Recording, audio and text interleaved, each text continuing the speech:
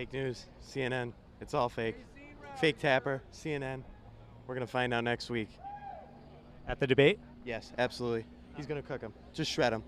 Yeah. Just like a turkey. What do you want Trump to say to CNN next week?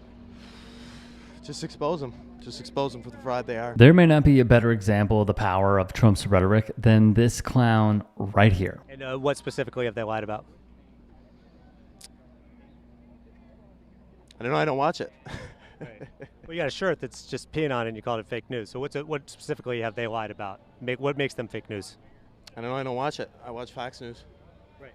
But you called them fake news. Why do you think they're fake news? What are they saying that's fake?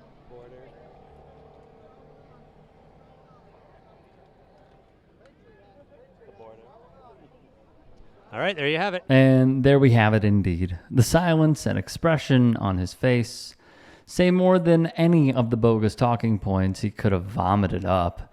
While we're no fans of the network ourselves, you could substitute anything that Trump dislikes onto the guy's shirt, and he would have the exact same response that boils down to believing and following along with everything Trump says at face value, completely abandoning all critical thinking and letting him and his allies make the decisions for them. The good liars, as well as Trump's propaganda network, Right Side Broadcasting, were brought out at Trump's recent rally in Racine, Wisconsin, one of the most important battleground states for the upcoming election, spewing his typical nonsense and lies about winning the state in 2020, as well as the general, while continuing to ramp up his anti-immigrant bigotry even more than he has in previous months. And the Democrats are wheeling Granny off the cliff to give benefits to illegal aliens.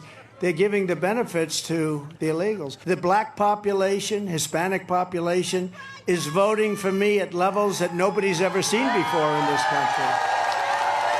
Because they're not getting the jobs.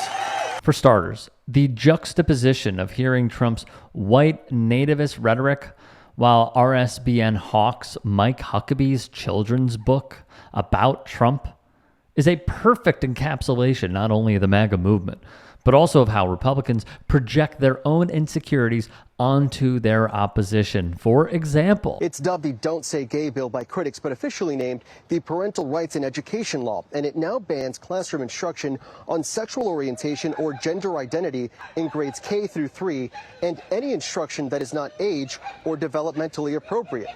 It's now up to the state to define those standards.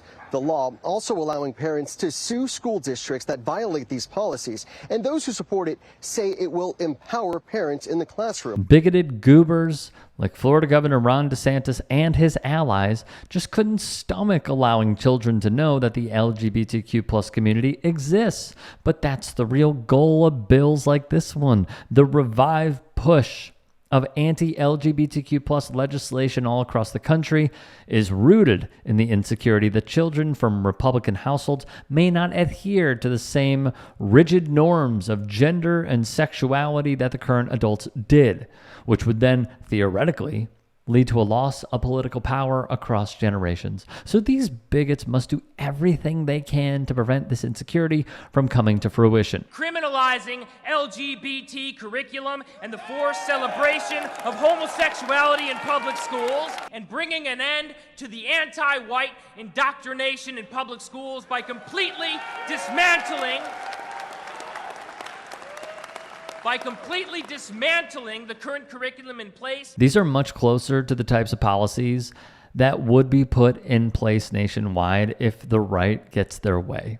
Even though individual voters may not be 100% on board with something this similar to the schmozzies policies, the fact of the matter is that we're creeping closer and closer to this nightmare becoming reality as the Republican Party itself continues shifting to the right further and further while openly conceding power to the most unhinged people in the country, like the losers attending AFPAC events or Trump rallies. And if the Dems continue to be as dangerously incompetent as they have been in recent years, full-blown fascism will be here much earlier than expected. And I will restore the sovereign borders of the United States of America. So help me God.